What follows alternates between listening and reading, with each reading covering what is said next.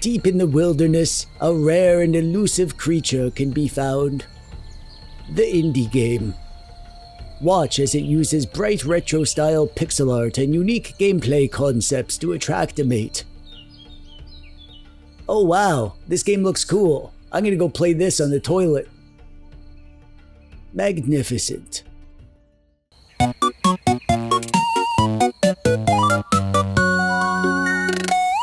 Welcome back to the Indie Bucket, my series where I show off a random hunk of indie games that I think are worth playing. No categories, no theme, no tier lists, just cool indie games that I stumbled across and played and enjoyed and was excited to share with you. Because, honestly, I love indie games. That's where all the weird stuff is these days. And thank goodness for that. Indie games are where I go when I want to be surprised, to be odd, or to feel feelings that I forgot I had. Indie games come in all shapes and sizes. Sometimes they're weird, sometimes they're brilliant, sometimes they're weird and brilliant. I mean, look at some of the games that I've covered in my videos in this series. This is my kind of nonsense, and honestly, it's kind of amazing that we're living in a time where one person can wake up one morning and say, what if I made a game about, and then fill in the blank with the dumbest idea imaginable and then actually go make it. And then the game is a success and outsells like even AAA titles. Anyways, if you're looking for a great little doodad to play PC games on, the ODIN 2 portal is where I've been spending most of my gaming time lately, playing PC games via Game Native. Check out this video if you want to know how to do that. This is where I played and recorded all these games in this video. All except one. There was one game that didn't work with Game Native, but the rest were good to go. So if you're looking for some cool indie games to play,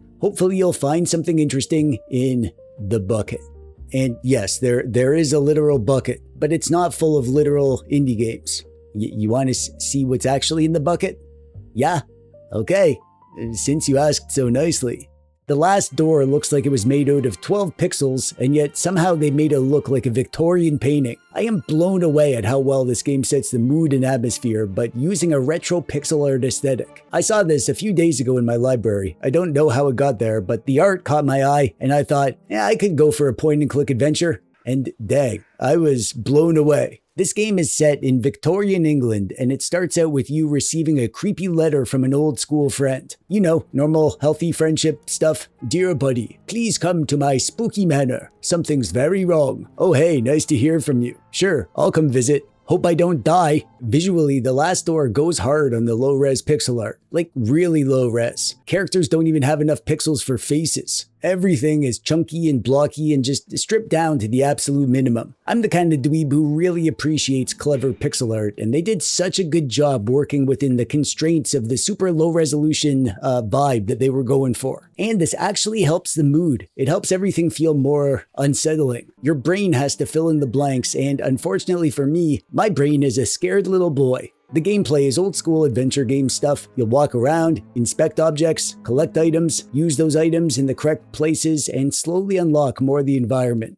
From what I played, it does have that classic, what do I do with this random thing in my pocket energy, but it doesn't feel completely nonsensical like it does in some adventure games. More like spooky inventory chores, which is my favorite kind of chores because they don't involve me folding laundry. Unless you have to do that like later in the game. I haven't finished it yet. This game gives me the heebie-jeebies. It's inspired by Lovecraft type stories, not in a like giant tentacle monster jumps out and eats your face kind of way, but more in that like creeping sense that there are forbidden things behind the wallpaper kind of way.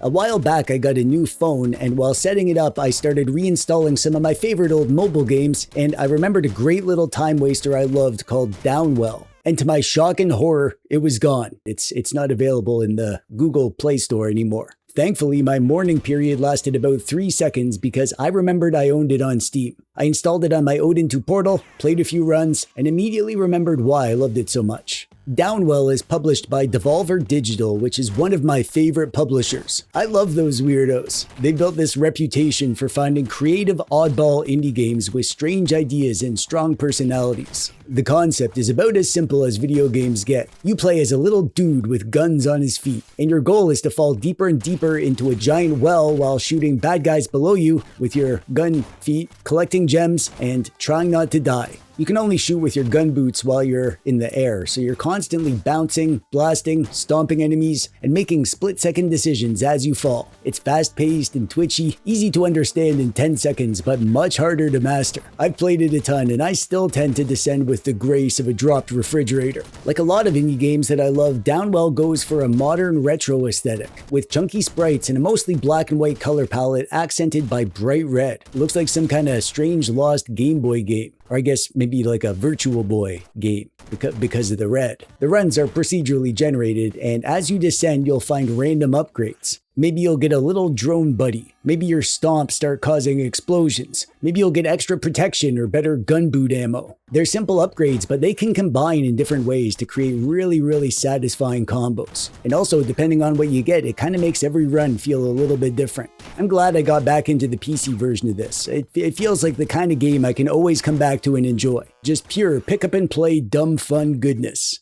Speaking of dumb fun, this is Victory Heat Rally, a game that requires no more than 2 brain cells to play and enjoy. I have a weakness for arcade racing games. Not realistic or simulation racing games. I mean, those games are fun too, but I usually don't want to adjust tire pressure and suspension geometry or whatever. I don't want to spend 3 hours learning the optimal racing line. I just want to go fast, drift irresponsibly, and make race car noises with my mouth while nobody's looking. Victory Heat Rally understands this. This is a modern indie racing game that feels like a lost arcade racing game from the weird era where games were just starting to learn how to do 3D stuff. It's a little bit of Outrun, a little bit of Ridge Racer, a little bit of Sega Rally, I guess, and a whole lot of bright colors and fun sounds and just brainless dumb fun. The driving is built around drifting and boosting. You're constantly sliding through corners, building up speed, and trying to maintain momentum. It's very approachable too. Within a couple of races, I was already power sliding around corners like I knew what I was doing, which is great because I absolutely did not know what I was doing, but the game made me feel like I did.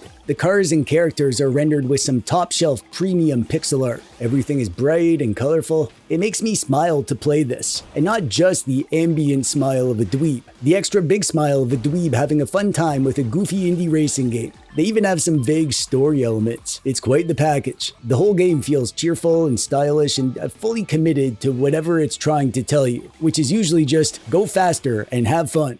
Sometimes a game isn't just metal. Sometimes a game is so aggressively metal that it feels like someone forged it in a volcano, dipped it in demon blood, and then used it to bludgeon a wizard to death. That's Slaughter Void. I just did a video about my favorite metal retro games, so maybe I just have metal on the brain, but this game just instantly clicked with me, and it sends me to a happy place. This is a fast-paced action game that takes a bunch of things that I like and crams them together into one gloriously ridiculous package. Heavy metal, dark fantasy, barbarians, demons, giant swords, excessive violence, and lovely hand-drawn zine-style pixel art. The basic idea is pretty darn simple. It's a top-down action, kinda slash 'em up. You carve your way through hordes of enemies while trying to maintain momentum. Everybody dies in one hit, including you. The goal is to keep chaining kills together, moving faster and faster as you tear through cultists, beastmen, and other horrible things that probably smell equally horrible. Hesitation gets you killed.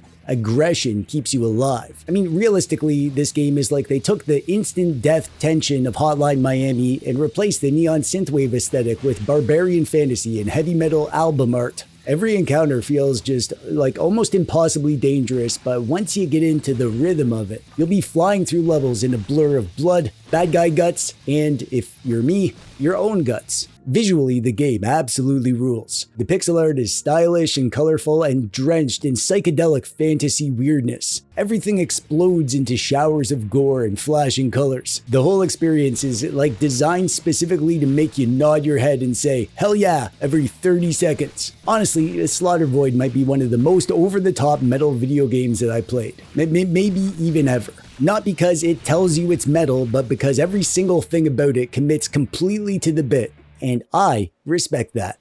You know how sometimes you'll discover some weird forgotten PS1 game from 1998 and think, how have I never heard of this? Vital Shell feels like that. But it's not. It's a brand new game. It just feels like someone dug up a lost PS1 mech game out of an alternate timeline where someone shoved Armored Core and Vampire Survivors into a blender. At its core, pun intended, Vital Shell is a survivor-style game. And actually, there's not much to it. You pick a mech, drop into a stage, blast hordes of enemies for a short time, level up, pick your upgrades, and gradually assemble a ridiculous build out of all the shiny, fun stuff that you unlock. If you've ever played Vampire Survivors or similar games like that, you're gonna understand the basic idea within about 30 seconds. But what makes this one special is the presentation. Even the menus look like they were just, made on the PS1 itself. The chunky low-poly graphics look authentically of this era. The UI is all clean boxes and military-looking text. All these little touches that make it feel like you're booting up a game from a parallel universe where this was a cult classic PS1 hidden gem that everybody missed. Honestly, Vital Shell is one of the coolest retro-inspired games that I've played in a long time. Not because it's recreating a specific old game or even a genre. This one is as modern as any Souls-like game, but Vital Shell recreates the feeling. Except this time, the forgotten PS1 hidden gem never actually existed. You just dreamed the whole thing. And now it's time to wake up, get ready for school, and go tell your friends about the weird game that you dreamed about. Wonder Boy the Dragon's Trap is exactly what I like to see in a retro game remake. This is the kind of remake that clearly loves the original game as much as its fans do. The original Wonder Boy 3 came out back in the Sega Master System days, and despite being super old, it's still a surprisingly fun little action-adventure game. You explore a non-linear world, collect equipment, discover secrets, and gradually unlock new animal forms that let you reach previously inaccessible areas. It's basically one of those proto-Metroidvania games before we had a dumb word for that genre. Have I mentioned how much I hate the term Metroidvania? That's such a dumb name. We can do better than that, come on now. What makes this version special is how faithfully it preserves that original experience while giving it an absolutely gorgeous facelift. The new illustrations and animations are incredible. Every character, enemy, and environment has been redrawn with beautiful hand-animated artwork that looks like a living cartoon. The original game was charming, but this version brings modern design and art sensibilities that make it feel completely fresh, despite being the old thing under the coat of paint. Actually, about that, one of my favorite features is the graphics swap option. At any moment, you can instantly switch between the brand new hand-drawn presentation and the original 8-bit Master System graphics. You can even swap the audio between the modern arrangements and the original soundtrack. It's one of the coolest features that I've seen in a remake kind of game, and I love this kind of thing. And underneath all the fancy graphics and coats of paint or whatever, the original game is a surprisingly solid retro adventure. Wonder Boy the Dragon's Trap feels like a genuine retro game and a fresh modern release at the same time. A beautiful remake of an old game, but without losing what made it special in the first place.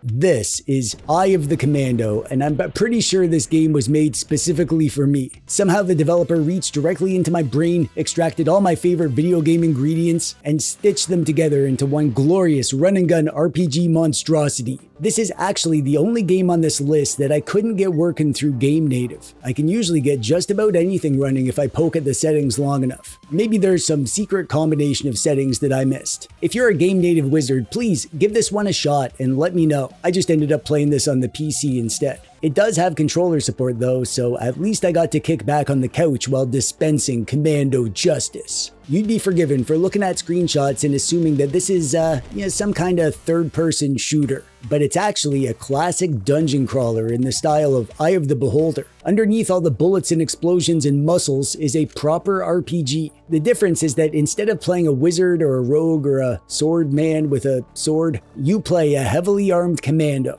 A shirtless mountain of muscle who put all his skill points in abs, carrying enough firepower to solve most problems using everything but his words. You aim with a cursor that acts like a crosshair and fire at whatever unfortunate bad guy has wandered into your line of sight. But everything happens within a turn-based dungeon crawling system. Like the trajectory of bullets and grenades, enemies and movement, it all operates within the same rules. You're constantly deciding whether to advance or hold your ground, dodge incoming fire, take cover, or run away and hide like a baby. That's been my go-to strategy. When everything clicks, you genuinely feel like a badass action movie hero guy clearing a room full of bad guys. Shoot him, dodge the bullet, throw your knife, take cover, commando roll to grab your knife and throw it again and dodge the explosion while you blast that guy. It feels great when the momentum kicks in. This game is currently in early access, which normally isn't my thing. I usually prefer waiting until a game is fully cooked. But the premise here was just too perfectly targeted at my interests to ignore. And honestly, I'm really glad I jumped in.